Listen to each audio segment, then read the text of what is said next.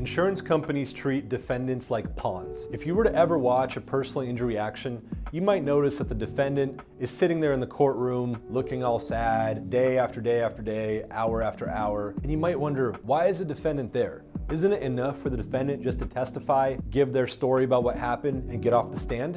And if you thought so, you'd be correct. That's not enough for insurance companies.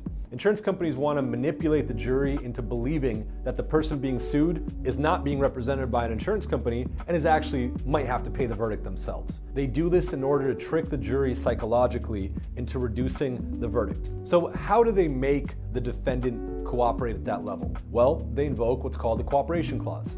You see, every insurance agreement says that an insurance company will defend and indemnify the defendant if they're being sued, and in return, the defendant has to promise to cooperate. And if they don't, the insurance company can revoke coverage, or at least threaten to.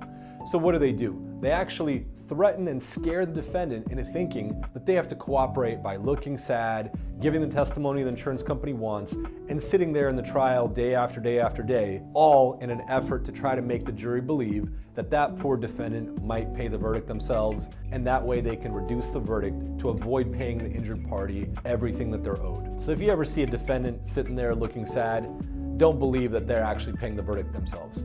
They're not.